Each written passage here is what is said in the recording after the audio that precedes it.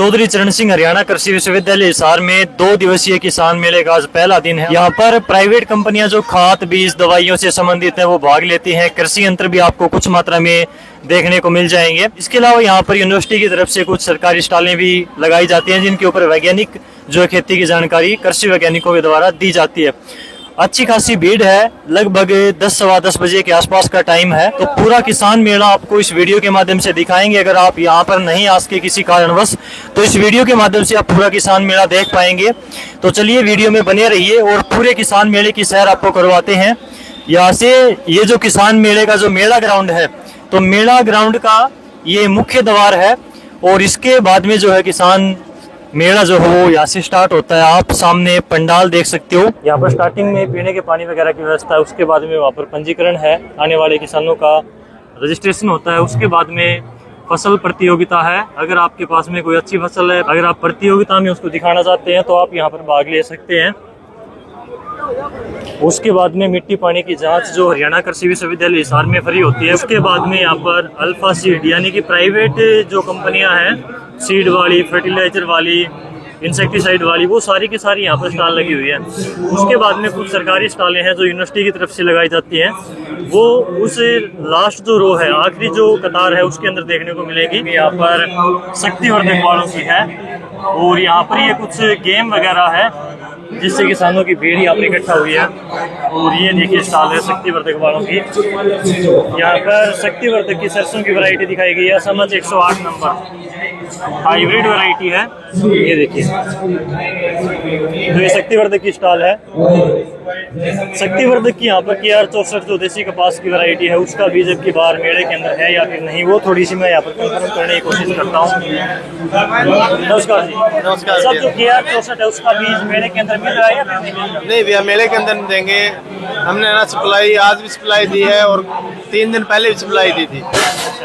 अपनी अपनी मार्केट है, जो भी जिम्मेदार आया उसने यही गाइड करा कि अपने आसपास की मार्केट है जो अवेलेबल मिलेगा। ठीक है। तो जैसे 2 साल से कमी बनी हुई है बीज की देसी कपास का जो KR 64 वैरायटी आपकी शक्तिवर्धक की, उसका अब की बार क्या कुछ सीन रहने वाला है? बीज मिल पाएगा किसानों को या फिर कमी? नहीं, अब की बार है ना कंपनी के पास बढ़िया अच्छी क्वांटिटी में माल है तो जिम्मेदार को लगभग ठीक ही मिल जाएगा। कोई दिक्कत नहीं, ज्यादा दिक्कत होने वाली कोई बात नहीं है। ठीक है, बहुत बहुत धन्यवाद। एक एक करके 1 बाय 1 मैं आपको दिखाने की कोशिश कर रहा हूँ। वीडियो थोड़ी सी लंबी होगी लेकिन पूरा आपको पता चलेगा मेले के अंदर क्या कुछ है। यहाँ पर गेहूं एवं जो अनुभाग की स्टॉल है और सारी की सारी जो गेहूं की वैरायटियां है वो यहाँ पर दिखाई गई है, जैसा कि प्रत्येक किसान मेले के अंदर यहाँ पर देखने को मिलती है। तो यहाँ पर गेहूं की अलग अलग वैरायटियां जो है दिखाई गई है, जैसे कि यहाँ पर है DBW 327 है और WH 1105 है, ये DBW 222 है। तो अलग अलग वैरायटियां गेहूं की, जैसे WH 1217 हरियाणा कृषि विश्वविद्यालय हिसार की लेटेस्ट वैरायटी है भारी मिट्टी के लिए।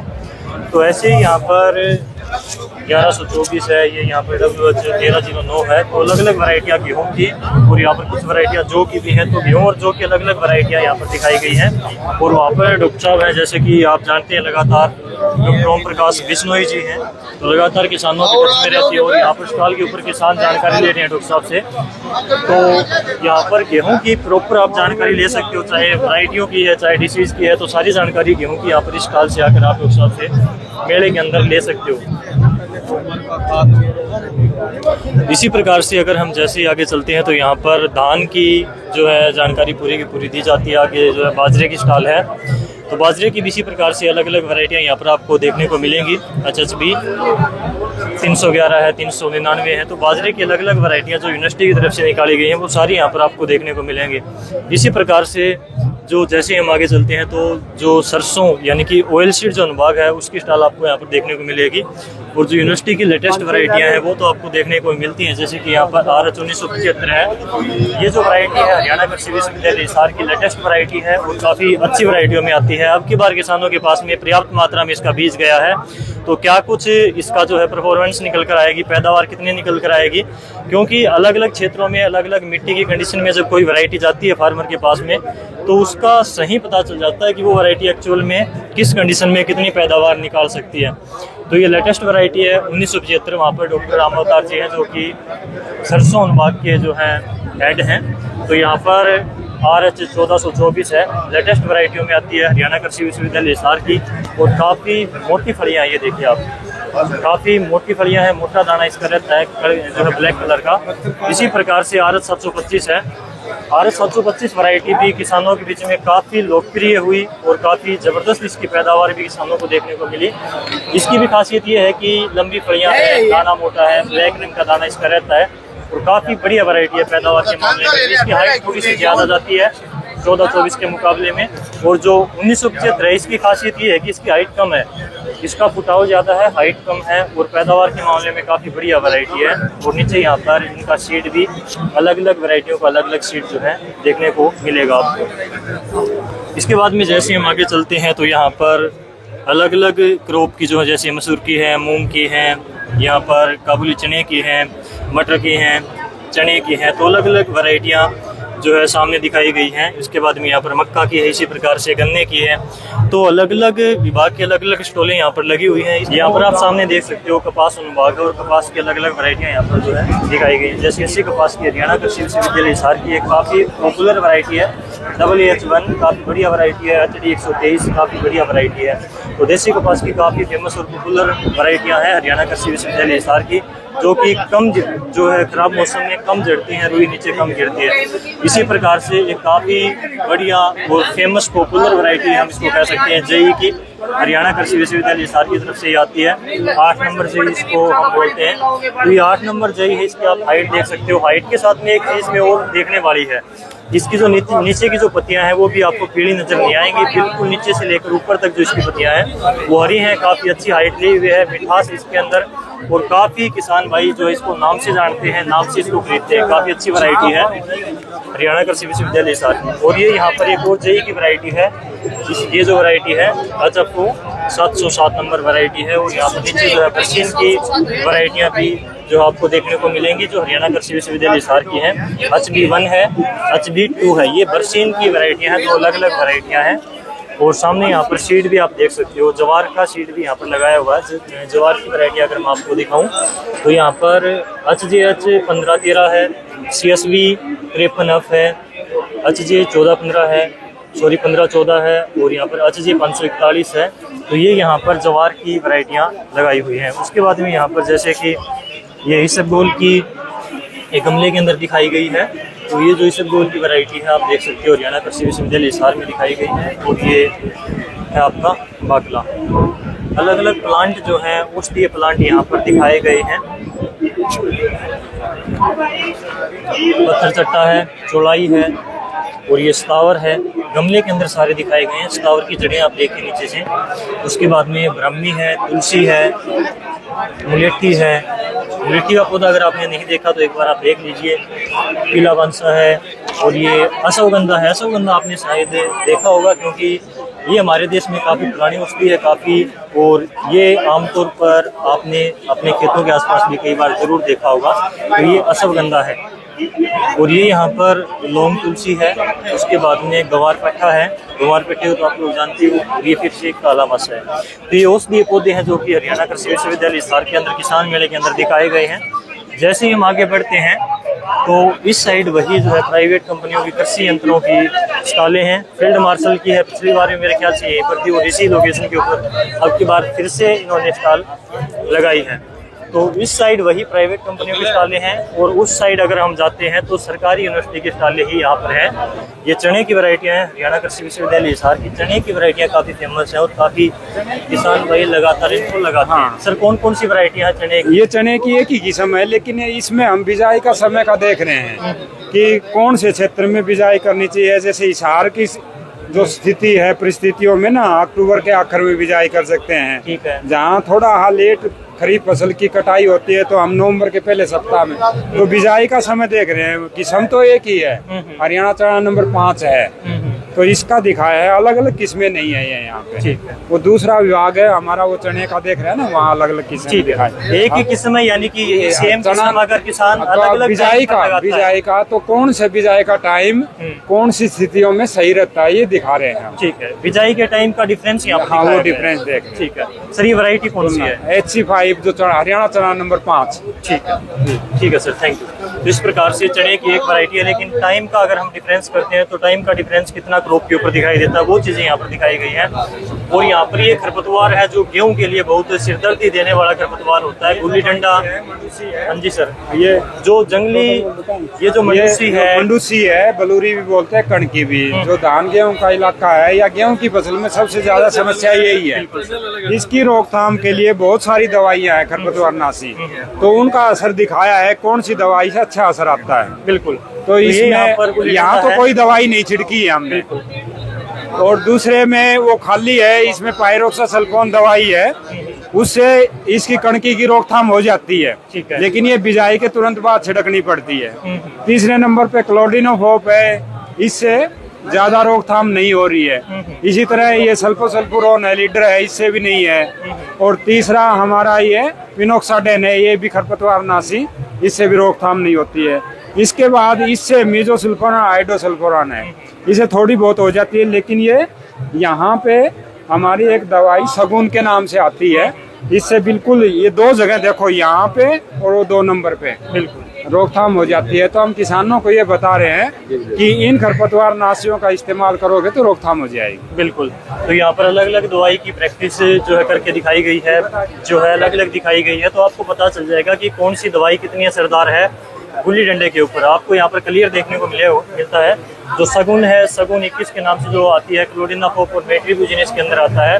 तो ये बिजाई के 30 से 35 दिनों के बाद में स्प्रे अगर आप करते हैं तो ये देखिए किस प्रकार से जलकर इसकी राख हो जाती है। बिल्कुल आप इससे निजात पा सकते हैं। तो गुल्ली डंडे के ऊपर कौन सी दवा का कितना असर है ये यहाँ पर दिखाई गई है। उसके बाद में यहाँ पर जंगली जई दिखाई गई है, लेकिन कौन सी दवा का रिजल्ट है ये यहाँ पर बताया नहीं गया है। और यहाँ पर कुछ जो है कीट दिखाए गए हैं, एक बार मैं आपको दिखाता हूँ। ये यहाँ पर इनमें ये फसलों के मित्र कीट भी हैं और शत्रु कीट भी हैं, तो इनसे जो है एक बार पूछने की कोशिश करते हैं। सर नमस्कार। सर जैसे गुलाबी सुंडी ने पिछली बार जो है 4-5 सालों से अगर मैं कहूँ तो नरमा कपास के ऊपर काफी बुरा प्रभाव डाला है, तो गुलाबी सुंडी को कंट्रोल कैसे कर सकते हैं? इसके ऊपर कोई कंट्रोल करने के लिए कीटनाशक आया है या फिर नहीं अभी तक? गुलाबी सुंडी को कंट्रोल करने के लिए सर हमको ध्यान रखना है, पहले तो जो लकड़ियां भंडारित करते हैं उसको स्टोरेज अच्छे से करना है सर। उसके बाद कपास की फसल अगर 60 दिन तक तो हो जाए तो उसके लिए दवाइयाँ बता रखी है सर। पहले तो नीम का तेल प्लस नीम सीड कर्नल एक्सट्रैक्ट होता है सर। ठीक है। नीम के जो बीज होते हैं उनसे मिलाकर तेल निकलता है, उसको स्प्रे करनी है। उसके बाद कपास की फसल अगर 61 से 120 दिन की हो जाए तब इमामेक्टिन बेंजोएट नाम का स्प्रे आता है, उसकी वो करनी है स्प्रे। और कपास की फसल 120 से 150 दिन की हो जाए तो साइपरमेथ्रिन उसकी स्प्रे करनी है। ठीक है। लेकिन सर बार बार किसान भाई काफी इनसे भी हैवी जो स्प्रे आती है वो भी करता है, लेकिन फिर भी गुलाबी सुंडी के ऊपर कंट्रोल नहीं हो पाता, तो इसके पीछे मेन कारण क्या है? मेन कारण सर रेजिस्टेंट हो चुका है सर।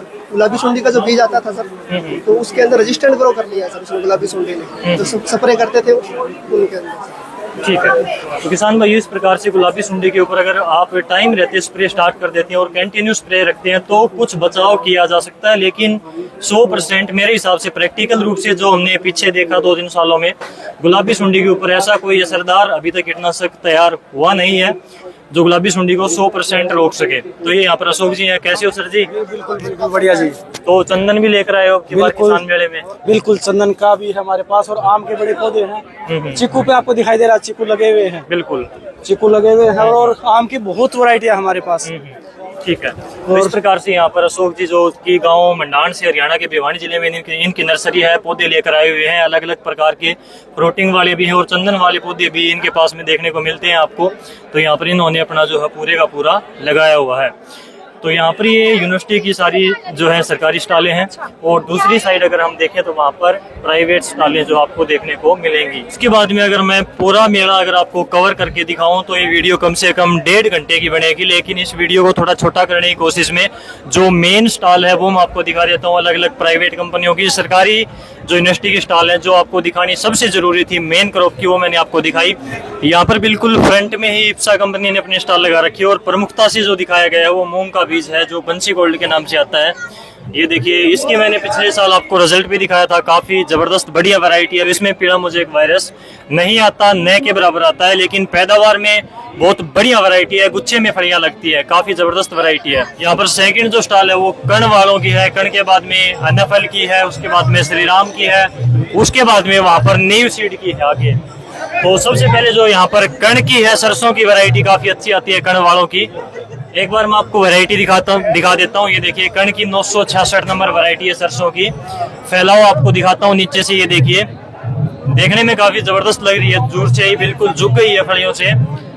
फलियां तो मोटी हैं, हालांकि फलियों का साइज इसका नॉर्मल है, ज्यादा बड़ा नहीं है, लेकिन फलियों की संख्या ज्यादा इसकी, काफी लंबी शाखाएं हैं इसकी, झुकी हुई है सरसों। ये देखिए यहाँ पर ये जो इनकी RH 725 के ऊपर इन्होंने एक्सपेरिमेंट कर रखे हैं अपनी खाद वगैरह डालकर। तो हरियाणा कृषि विश्वविद्यालय हिसार की RH 725 वैरायटी है। फुटाव देखिए नीचे से, और तना कितना मजबूत है इसका, ये देखो बिल्कुल नीचे से फुटा हुआ है। तो इनकी वैरायटी नहीं है, वैरायटी है हरियाणा कृषि विश्वविद्यालय हिसार की। लेकिन यहाँ पर दिखाने का इनका मेन मोटिव है कि हमने इसके अंदर खाद डाली अपना अलग से इसके अंदर जो ट्रीटमेंट दिया, देख रेख अपनी अच्छी की। इनका कहना है कि अकेली वैरायटी कुछ नहीं कर सकती, वैरायटी के साथ साथ में आपको टाइम टू टाइम उसमें जरूरी न्यूट्रिशन, फर्टिलाइजर वगैरह सही टाइम के ऊपर डालने पड़ेंगे, तब जाकर एक वैरायटी अपना जो है, जो मेन जो उसका पूरा उत्पादन है वो दिखा सकती है। ये जो है 725 लगाई हुई है नीचे भी, और जो इस साइड है ये भी 725 है, जो लास्ट में आउटपुट आया है। और ये जो इस साइड में लगा रखी है ये भी 725 है, जो कि लास्ट वाला जो आउटपुट है।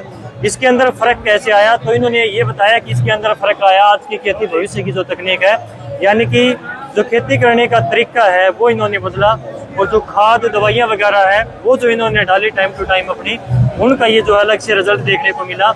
ये जो तना है ये सेम वैरायटी का है, इसके अंदर किसी प्रकार का कोई उखेड़ा नहीं है, तनागलन नहीं है, वो इसके अंदर तनागलन आप देखिए उखेड़े से बिल्कुल सूख गई है। तो ये चीज़ों का जो डिफरेंस है वो यहाँ पर ये दिखाने की कोशिश कर रहे हैं कि अकेली एक वैरायटी कुछ नहीं कर सकती।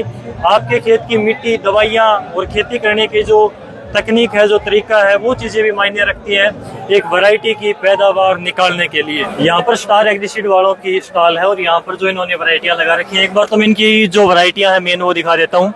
इनकी गंवार में जो वैरायटी आती है स्टार 610 जो सामने है, सरसों में स्टार 1015 है, स्टार 444 का इनका मूंग आता है, बहुत बढ़िया वैरायटी है। और जो पोषक है ये इनकी जवार की वैरायटी आती है। इस प्रकार से इनकी जो मेन वैरायटियां हैं वो सामने लगा रखी है।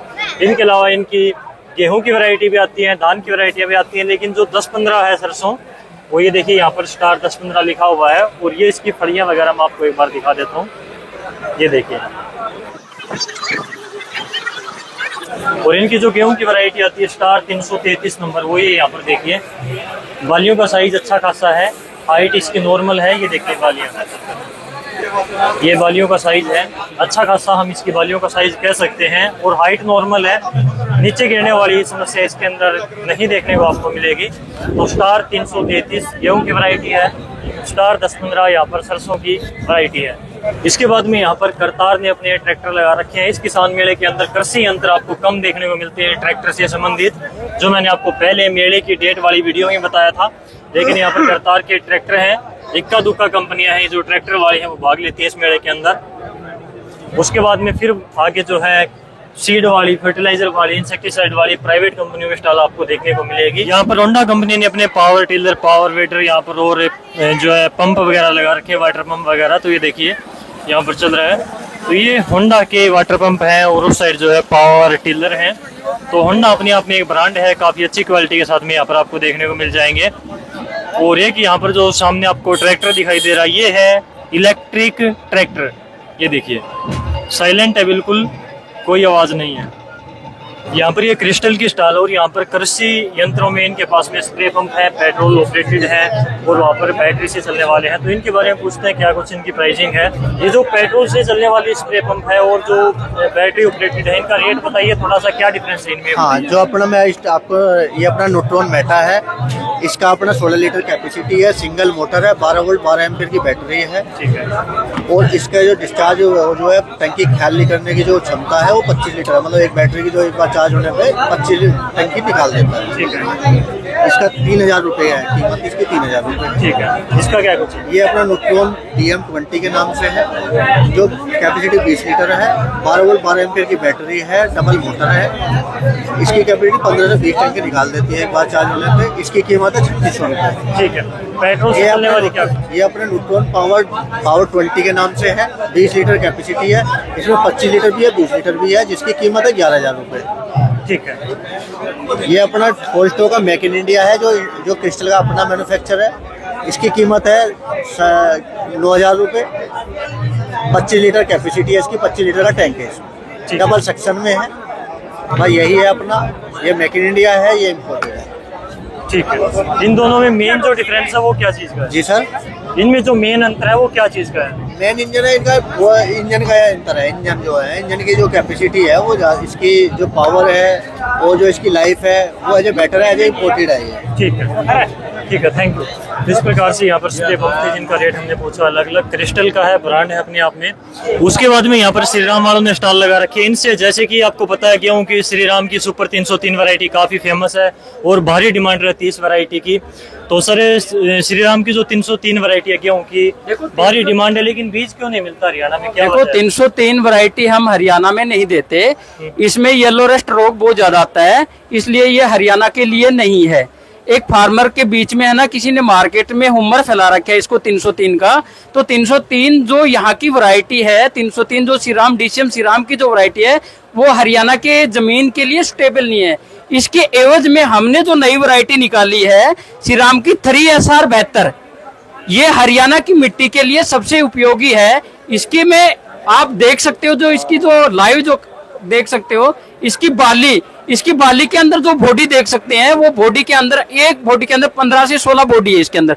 जो इसका जो दानों का जो औसतन है 80 से 85 दाने इसके अंदर है, और ये रोग रोधक है, बिल्कुल इसमें कोई भी रोग नहीं आता। दूसरा, इसमें तापमान सहने की भी क्षमता सबसे ज्यादा है। ये 25 नवंबर से लेके ना हम हरियाणा के अंदर, और 25 नवंबर तक हम इसके बिजाई कर सकते हैं। दूसरी वैरायटी हम हरियाणा के लिए दिया हमने 5SR05, ये भी DCM श्रीराम का ही बीज है। ये अगेत्य और पचहत्ते में दोनों में सक्षम है। ठीक है, इसका भी वो आप देखोगे तो हमने ये जो लाइव दिखाया आज हमने गेहूं का, ये हमने एक वैरायटी अगेत्ती दिखाई है 3SR 72, दूसरी वैरायटी हमने जो दिखाई है वो 5SR05, ये 75 है।